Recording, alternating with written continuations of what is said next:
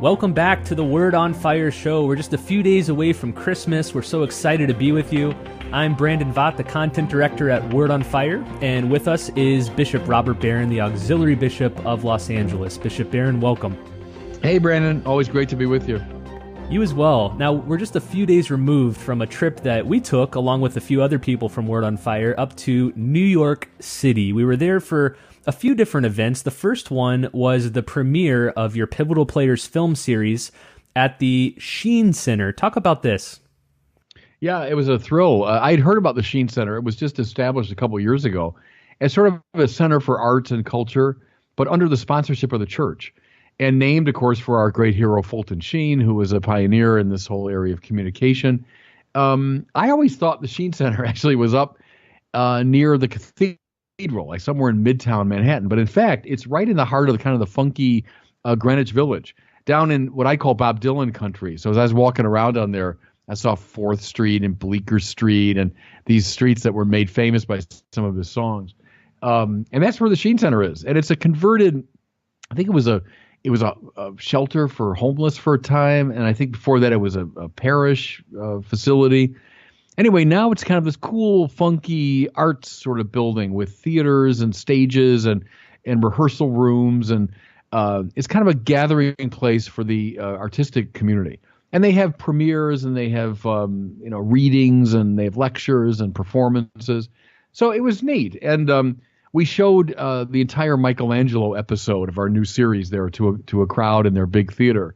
And then afterwards, I did a little kind of Q&A with the crowd and with a member of the staff. So it was exciting. I like the Sheen Center. We had a great time there. Then afterwards, our good friends John and Catherine Strauss invited us over to their house. I know they listen to the show, so we'll give them a generous shout out. We're so grateful for that. The next day, though, we went to St. Patrick's Cathedral, where you preached a homily, and then we had a little reception afterward. Tell us about that. Yeah, what a day. I was staying at Cardinal Dolan's house. He lives right behind St. Patrick's, and he appeared in his chapel Sunday morning. I had not seen him on Saturday at all because we were busy all day. And so we prayed morning prayer kind of in silence together. And then we had a good 45-minute conversation over breakfast. And we got caught up. And he's been a great friend and supporter of mine and Word on Fire for a long time. That was wonderful. Then I went over and, whenever I go there to preach, it's just a thrill. I gave the Tre Ore talk some years ago. Those are talks on Good Friday. And the cathedral was filled then. But it was all under scaffolding. The last, about 5 years now, they've been working on that cathedral. So it was just covered up, and it was kind of disappointing. To get up there the other day and look out at this now gleamingly bright and clean, restored cathedral filled with 3,000 people was just delightful. And I'm up in the pulpit that Fulton Sheen preached from. So it was, one of those great ones for the permanent memory banks. And then, afterwards we had a little reception for some potential donors to help us with the second half of Pivotal Players. But it's always a joy. I don't know if I want to live in New York, but I love visiting New York. I always find it exciting. And now, I mentioned at the outset, Christmas is just a few days away, and so we wanted to devote this episode to the Christmas story, namely the account given in St. Luke's Gospel. So you'll find that in Luke chapter 2, verses 1 through 14. This is the Gospel reading that's proclaimed at midnight Mass for Christmas. So if you're going the night before, this is the one you'll hear. Now, Bishop, the Gospel starts off kind of strangely by announcing a census. Here's what it says. In those days, a decree went out from Caesar Augustus that the whole world should be enrolled. This was the first enrollment when Quirinius was governor of Syria. Now, why did Luke mention this? Why does he start in this way? Well, the story begins the way most poems and encomia would have begun in the ancient world. So if you're telling a story, you're not going to talk about some common person. That's more of a modernism, that we would like stories about ordinary people. They told stories about the great and powerful figures. So Quirinius was the Roman governor of the province of Syria, and then behind him, above him, is the great Caesar Augustus. So you're saying, yeah, that makes sense. Let's start the story with these great figures. More to it, Quirinius and Augustus are doing something that is paradigmatically powerful in the worldly sense, because it sounds kind of banal. Okay, they're taking a census, so what? But see, You take a census. That means you are you are expressing your dominium, your lordship over the whole world. So he can snap his fingers in Rome, and at this far distant province, people have to move. Furthermore, if you count people, you can tax them much more efficiently. You can draft them in the army much more efficiently. You can control them. So these two mighty figures ordering a census, mind you, of the whole world, we hear. So it's this overwhelmingly lordly sort of act that the story begins with. But then Luke does this really interesting move. He focuses on the big and mighty, Caesar, Quirinius, and then he shifts to this obscure couple, Joseph and Mary, who he says went up from Galilee, from the town of Nazareth to Judea, to the city of David that is called Bethlehem. Now, we know all these names now because we've heard this story for years, but were these well-known places at the time? No, and certainly from the standpoint of Augustus, Caesar, so the standpoint of the king of the world, these are two little nobodies going from this dusty, even, go back to the Bible when it says, what good can come out of Nazareth? So even Jews, even Israelites saw Nazareth as a little nothing place.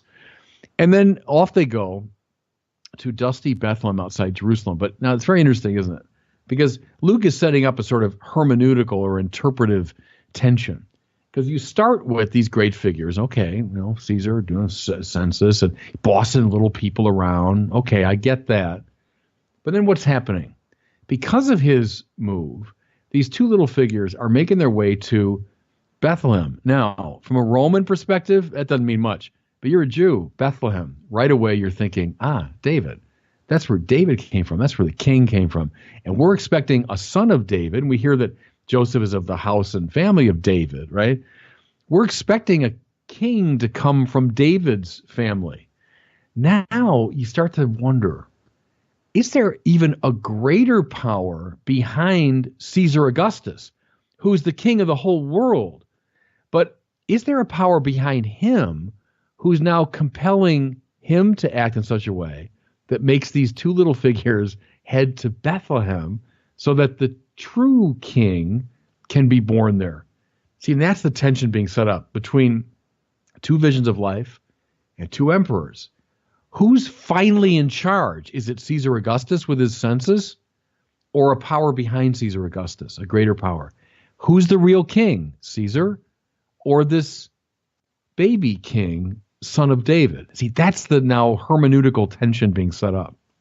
Let's stay with that Davidic theme here for a second. Why is it important that Jesus was born in Bethlehem, the city of David?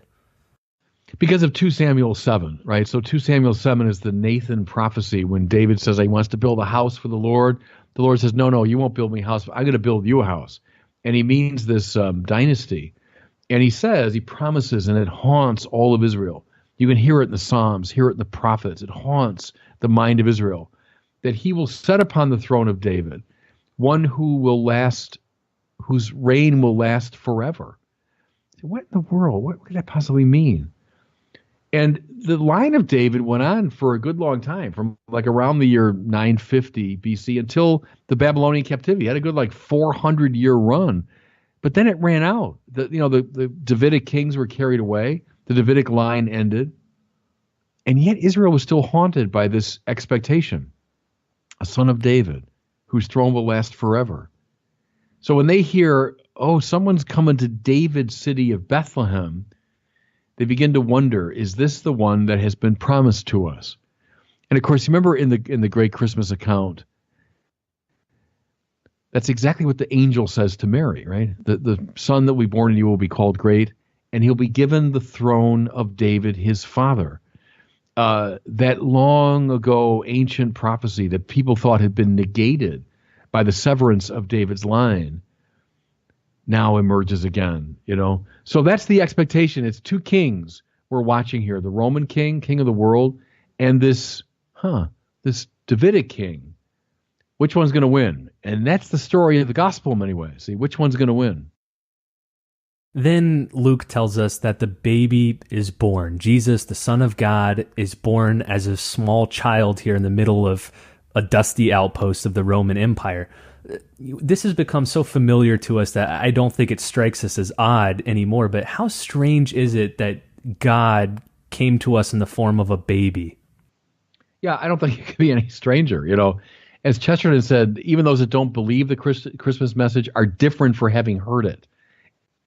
And it's always struck me as exactly right. Just to hear the message that God became one of us, and in this most humble way, changes your whole imagination. It changes your whole way of looking at the world.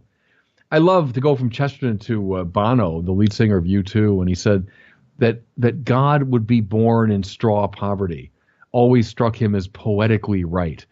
And that's a lot of the Christian thing, is the great poetry, the reversal. And see, what Luke is going to set up for us now is the contrast between what the world considers kingly and what God considers kingly. When a worldly king appears, he'll look like Caesar Augustus. But when God appears as king, what would he look like? And Luke is going to tell us. And he does. He says that after Jesus was born, Mary wrapped him in swaddling clothes and laid him in a manger. Now, why are these details significant? How did the church fathers read them? Yeah, of course, the swaddling clothes. I don't know what it is about that image that just strikes you. Even the language in English, swaddling clothes, or something memorable about it. But the church fathers saw the wrapping up of the child Jesus as an anticipation of his burial cloths, that he'll one day be wrapped up and buried too far from Bethlehem up in Jerusalem. But I would see it too as this supreme symbol of weakness. Here's a child, and you're a father. I remember when my nephew is now this giant kid. He's 18, but when he was born, and I met him, I think, the day after he was born, and I held him in one hand. I got a pretty big hand, but I held him in one hand easily. It's a little tiny child, couldn't raise his own head. Can you imagine anything weaker? Now take that child and wrap him up in bandages, basically, so he can't move. It's hard to imagine an image of greater weakness. That's how God appears as king, not as rangy and powerful in the manner of Augustus, but as weak and vulnerable, wrapped up in love, if you want to say. So it's our first major contrast. And then Mary takes this swaddled child and places him in a manger. Why is this detail significant? Yeah. Think about the gospel writers. They were geniuses, all of them. And they were great theologians and spiritual masters, but also great writers. And writers love to play with imagery and symbolism and contrast and so on. A manger is a place where the animals eat. So it's a place of the most humble kind of eating, right? Jesus comes as bread for the world, as food for the world. If Augustus and worldly powers want to feed themselves, right, Jesus comes as the one who will feed others. At the climax of his life, he will say over the bread and cup, "This is my body given for you. This is my blood poured out for you. Take and eat, take and drink." He becomes food for us, not someone that wants to feed himself, but offer himself as food. It's another great contrast Luke is setting up. Now, you've used the analogy of Lord of the Rings to help us get a sense of what God was doing here through this subversive baby king. You've compared the baby Jesus to Frodo. Talk about that. Yeah, and that's just, it haunts the Christian imagination from this time to the present day. How do you defeat evil? Well, the worldly way is to stand up to it, fight it on its own terms with its own weapons. Now, again, sometimes in our fallen finite world, it's all you can do. So don't misunderstand me here. I mean, there's room for just war theory, all that stuff. But the basic biblical idea is evil is best fought with a kind of contrary approach. As Paul said, don't fight evil with evil, but fight evil with good. Let good conquer evil. So I think you see the Christian mode of fighting is to outwit evil. It's to invade it from within, to fool it, to trick it. And that's that old patristic idea of the Christus Victor, right? Christ the victor. But he does it by outwitting the devil, by outmaneuvering the devil, tricking him. So think of Frodo, in Tolkien's very Catholic, very biblical imagination. He's a halfling, so he's half the size. He's not a great heroic figure. He's not like Aragorn, not like Gandalf, not some impressive figure, but small, unnoticed, able to sneak behind enemy lines. See, if you come into Mordor, stay with Tolkien, with a great army, well, yeah, you'll attract attention and you'll excite the army of your opponent. But one little halfling, a little nobody sneaking behind enemy lines might get into the heart of darkness more readily. And so I'm playing here with C.S. Lewis, of course. Why did Jesus come the way he did? That he might sneak clandestinely behind enemy lines, you know? And there's something of that. Like, who would have guessed that the one ultimately who would undermine the power of the Roman Empire would not be a foreign invading empire, but would be this baby king? And that's not just wishful thinking or high poetry. That's simple historical fact, right? What undermined the Roman Empire finally was the army of this baby king. And so it's teaching us to look at the world in a very different way.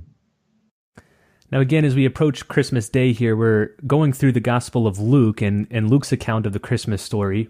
After narrating the birth of Jesus, Luke then switches gears to the shepherds in the fields. He tells us that an angel appeared to them announcing good news. Why would this birth be such good news, and how would the shepherds have understood it to be good news? Well, of course, there's another example of the reversal at the heart of the biblical imagination, because shepherds, we get romantic about them. We've had 2,000 years of pictures of them and images, and of course the beautiful shepherds on Christmas night. But a shepherd in Jesus' time, compare it like to a homeless person today, maybe. Someone that was a little disreputable, didn't have an honest job, weren't acceptable in polite society, testimony inadmissible in court. That's what a shepherd meant. Kind of a lowlife, outsider, disrespected figure. They're the ones who receive the angelic visitation, not the high priests in Jerusalem, not the princes, not the Roman emperor, not Quirinius, but these shepherds, these nobodies on the hills outside of where? Bethlehem? They get the angelic message. And so there's God's good news to the poor, right? And it's the reversal of who matters, who finally matters in the eyes of God. We have to squint at the world very differently. Next, Luke tells us that there appeared alongside this one angel a multitude of the heavenly host. Now, you've, in your homilies in the past, encouraged us not to get sweet or sentimental about these angels, that there's an undertone of battle to these words. Explain that. Well, angels have always been terrifying in the Bible. That's the typical reaction, right? You're always terrified by an angel who's broken into our world from a higher world.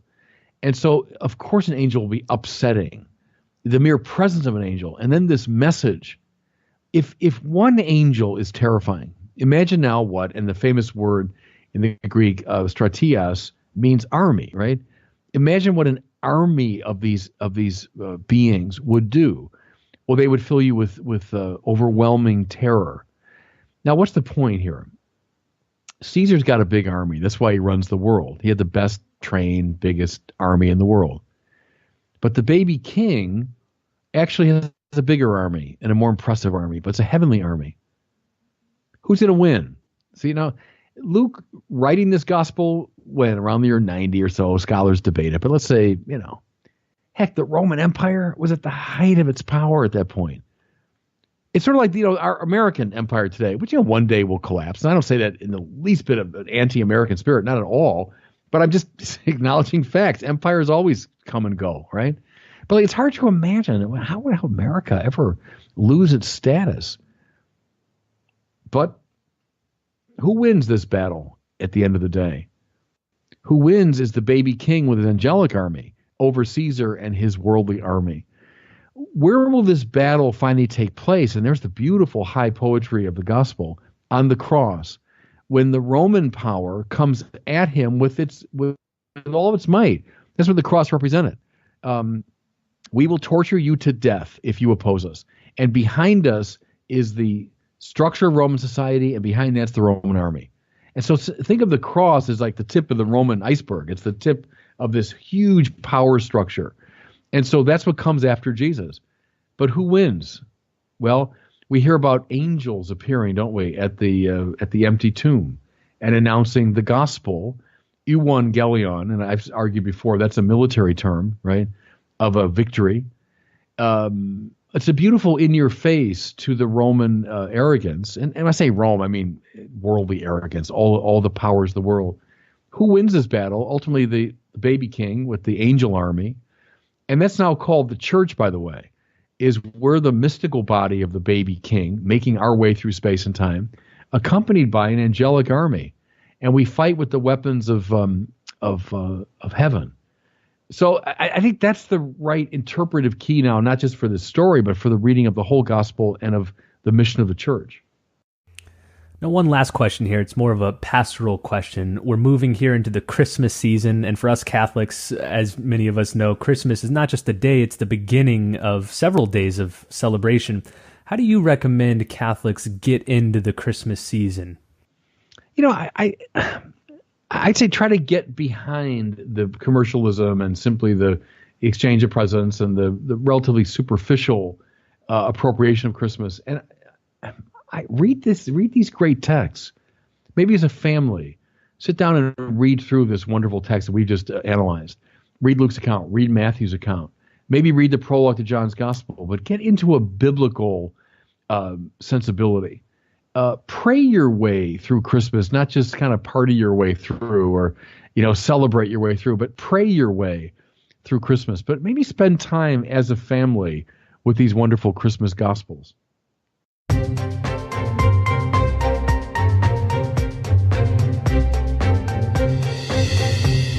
It's time now for our regular question from one of our listeners. Every single episode, we love to hear from listeners like you. We choose one question from those submitted. If you have a question, just go to askbishopbarron.com, record your question there, and we might choose yours for the next show.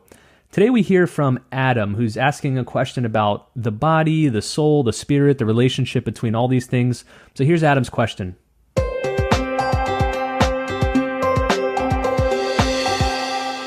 Hi, Bishop Barron. This is Adam from Sandwich, Illinois, and I was wondering if you could maybe spend some time discussing the whole body, soul, and spirit relationship and what that means for us as Catholics, especially in this world today.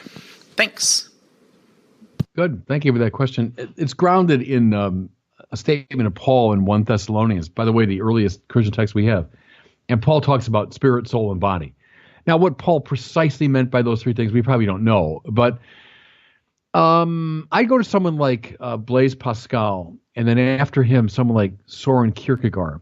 Pascal talks about the level of the body, the level of the mind, and the level of the heart.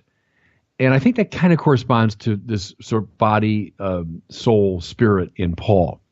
What does he mean? Well, one dimension of our life is the bodily, so our appetites, our physicality, our eating and drinking, sexuality, all that belongs to the bodily level. Good, yes, important, absolutely.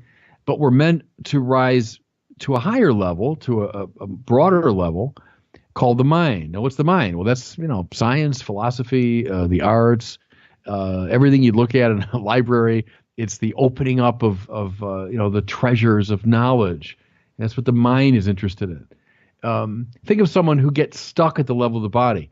I used to tell my students at Mundelein, think of Homer Simpson. Why Homer is funny is that he's a man in his mid-30s, but he's completely stuck at the level of the body. He just can't get beyond the immediate needs and desires of the body. Someone that's transcended that's gone to the level of the mind, But now go the next step with Pascal. Beyond the mind is what he calls the heart. Remember where he says famously, le cœur a ses raisons que la raison ne connaît pas. The heart has its reasons that reason knows not. What's the heart for him? But I would call it this properly religious dimension or this spiritual dimension that links us to God. And that goes beyond mere ratiocination. It goes beyond mere argumentation. It's the religious, spiritual dimension. Now, he's imitated by Kierkegaard in the 19th century, who talks about the aesthetic level. It's like the body, pleasure. Then the next level is the ethical. So that's when you engage uh, moral matters, and you move to kind of a higher perception. It's not just like satisfying my body, but I make a moral commitment. But then beyond that is the properly religious. And read now his great book called Fear and Trembling, where he talks about Abraham and the move that he makes, which goes beyond a merely ethical consideration into a religious one. Okay, I think that's probably the best way to get at it. I'm a Thomist, so I'm okay with body and soul. Because soul, as Thomas understands that term, would include mind and spirit, as I've been using them. But if you like the Pauline thing, I think Pascal is maybe the best place to look. There's body, there's mind, and there's spirit. And those three are different dimensions. Well, thanks so much for joining us on this episode of the Word on Fire show. One quick thing before we leave. If you could, please leave a review of the show on iTunes. It takes just a couple seconds for you, but it makes a big difference for us because it helps expose the show to more people on these podcasting services. So go to iTunes. You can find it by going to wordonfireshow.com. There's a link to the iTunes page. And just leave a brief review of the show. From Bishop Barron and myself, Merry Christmas. Thanks for listening, and we'll see you next week on the Word on Fire show.